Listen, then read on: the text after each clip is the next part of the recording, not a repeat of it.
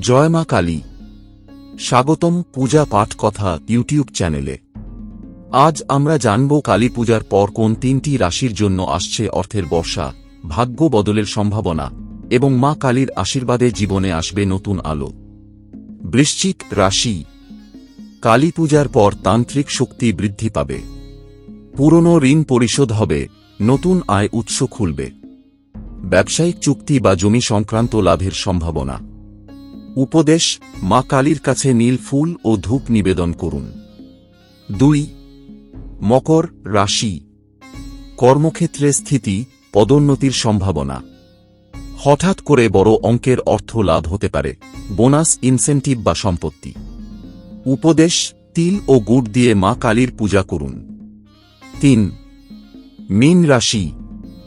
সৃষ্টিশীল কাজে সাফল্য, ফ্রিল্যান্স বা শিল্পকর্ম থেকে আয়। বিদেশ সংযোগে অর্থলাভের সম্ভাবনা। উপদেশ: দুধ ও মধু নিবেদন করুন, মা কালীর মন্ত্র জপ করুন।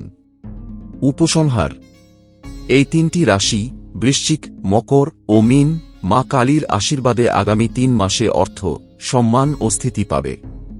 আপনার রাশি এই তালিকায় আছে কি? কমেন্টে জানান। চ্যানেল সাবস্ক্রাইব করুন, শেয়ার করুন এবং প্রতিদিনের রাশিফল পেতে পাশে থাকুন।